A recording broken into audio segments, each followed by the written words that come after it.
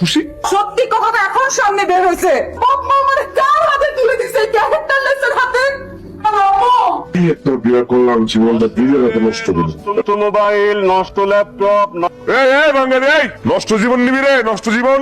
কি বললেন ভাইয়া? কিছু তো বুঝলাম না। আরে বেটা যা, তুই চিল্লাইস না, যা একদম গোল্ডির ওই মাথায় যা চিল্লাবি, যা। নিশ্চয়ই আশিকের সাথে কোনো ঝামেলা হয়েছে, নয়তো এইভাবে সংসার ছাড়ার কথা বলতো না। তখন তো কতবার করে বললাম যে এই বিয়েতে আমার মত নেই, নিজের বন্ধু ছেলের সাথে মেয়েকে বিয়ে দেবেই। তা না হলে এমন সোনার টুকরো ছেলে কোথায় পেতে? হ্যাঁ, আজকে কেন তোমার মেয়ে কাঁদতে কাঁদতে ফোন করে বলছে যে ওই ক্যারেক্টারলেস ছেলের সাথে আমি সংসার করবো না? নিশ্চয়ই আমার মেয়েটাকে ওই ছেলে খুব টর্চার করেছে। বললেই হলো নাকি? আমার ছেলের কোনো দোষ নেই, ওই মেয়েই আমার ছেলে পরে টর্চারিং করেছে। তিনি খুব ভালো নেই। তুই কি বলতে চাচ্ছ? তার মানে আমার ছেলে খারাপ? বন্ধুর মেয়ে তো, তোমার তো কোনো দোষই চোখে পড়বে না। কার দোষ এটা দেখা যাবে, এলে বোঝা যাবে। বন্ধুর মেয়ের সাথে দিয়ে দেবে, বন্ধুর মেয়ের